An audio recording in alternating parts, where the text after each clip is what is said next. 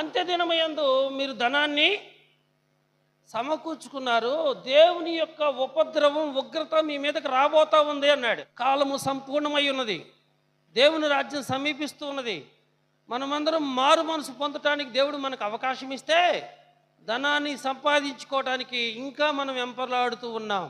ఇక్కడ యాకోబు అంటున్నాడు, అంత్యదినముల యందు మీరు ధనమును కూర్చుకున్నారు. రక్షించబడవని దేవుడు మనకు అవకాశం సంవత్సరాల సమయం ఇస్తూ ఉంటే ధనాన్ని సంపాదించుకునే తపనలో మనం ఉన్నాం. ఆ ధనాన్ని ఎలా సంపాదించుకుంటున్నారో తెలుసా ప్రియమైన వాళ్ళారా?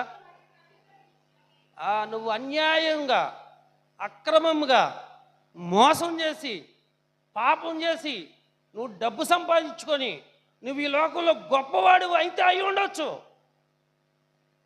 నీ గోడలలో ఉన్న రాళ్ళు మొరపెడుతున్నాయంట, నీ ఇంట్లో ఉన్నటువంటి కిటికీలు, తలుపులు, దూలాలు మొరపెడుతున్నాయంట. నువ్వు పాపం చేసి ఆస్తిని సంపాదించావని. జాగ్రత్త. చాలామంది ఏం చేసినా సంపాదించడం ముఖ్యం. తర్వాత ఏం చేస్తావు?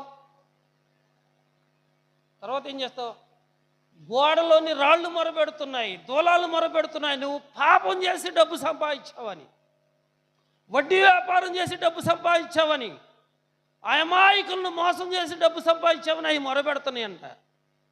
నువ్వు ఒంటి మీద బంగారంతో, మరి ఇల్లంతా కూడా గొప్ప ఫర్నిచర్తో మంచి కాస్ట్లీ గృహాన్ని నువ్వు కట్టుకున్నావు. నువ్వు ఎలా కట్టుకున్నావు?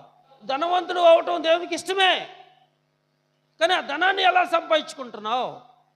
ఇక్కడ దేవుడు అంటున్నాడు, గోడలోని రాళ్ళు మొరపెడుతున్నాయి, దూలాలు మొరపెడుతున్నాయి.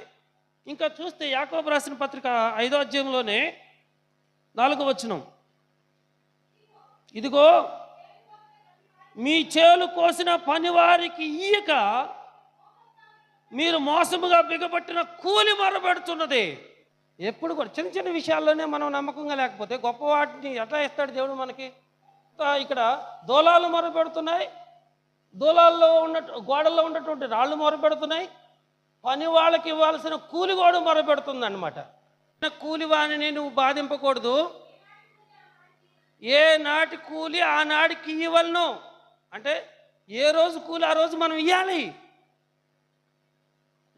మనకు ఒక 20 ఎకరాల పొలం ఉంది, ఏ రోజు కూలి ఆ రోజు ఇస్తే వీళ్ళు మళ్ళీ పనికిరారు, రేపు పనికిరారు అని చెప్పి చాలామంది కూలి ఇవ్వరు, తిప్పించుకుంటూ ఉంటారు.